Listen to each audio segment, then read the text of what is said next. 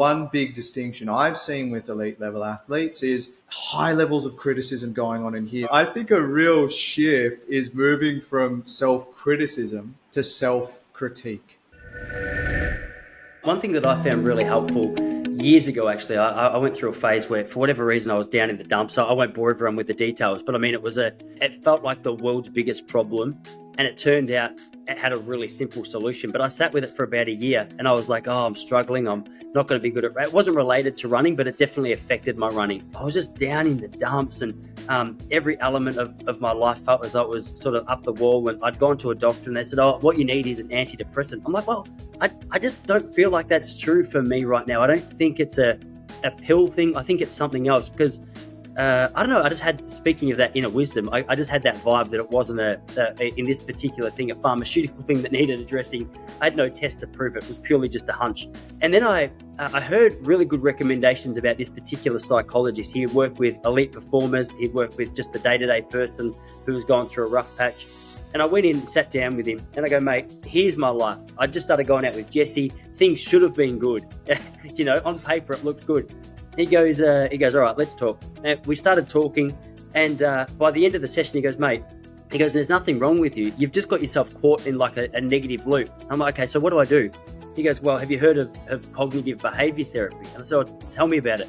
So he went on to explain this idea of we have 60,000 thoughts a day, or we have 60,000 thoughts a day, and so many of them that we tune into are actually not effective. He said, but the more you tune into a particular station, the easier it is to tune into that particular station. So what you've done, you've just become like a lifetime fan or a 12-month fan of just the shittest radio station of all time. And as a result now, when you turn your car on, it's just there, it's playing. You don't even do any conscious thought. I go, "Well, that sounds terrible." He goes, "It is, but you can challenge it." And then he went on to explain CBT, where you've got to learn to pinpoint the negative thought. You've got to learn to recognize what the actual error that you're making with that particular line of thought is, and then challenging it. And it sounds, when you say it like that, so basic, but often I find in my life we skip over the most basic things in the search of something complex and never really find anything that helps as a result. So over the course of just being consistent with that process, every day, wherever I was, when I noticed myself getting caught on like a negative thought, whether it was about my life or about running performance, I would write it down and I'd go, "Oh, hang on a second, like that's one perspective, but what about this?" And for me, that was probably the biggest skill that I'd ever learned, and I use it to this day.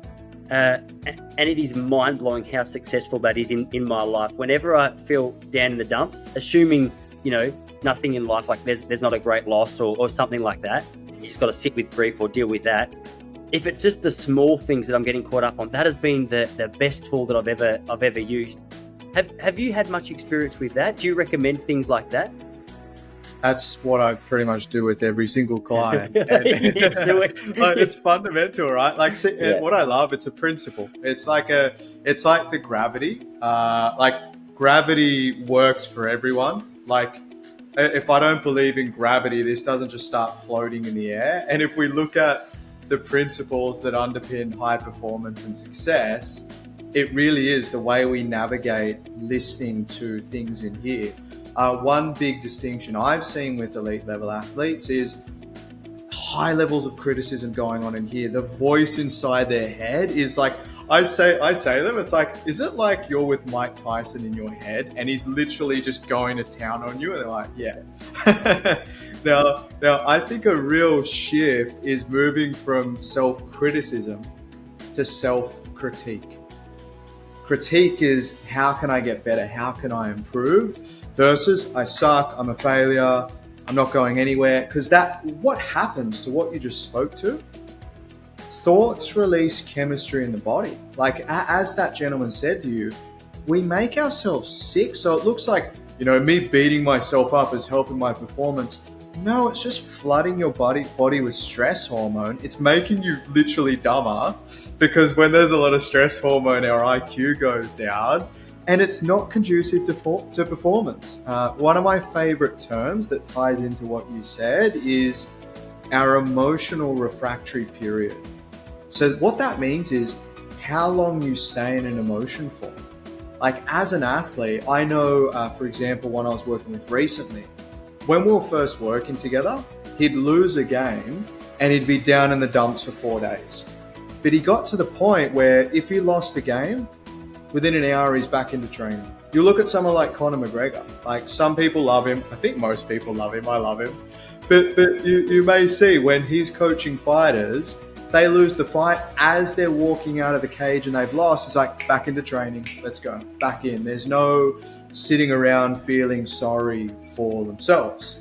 So with the books behind you, a positive mental attitude, or optimism is fundamental.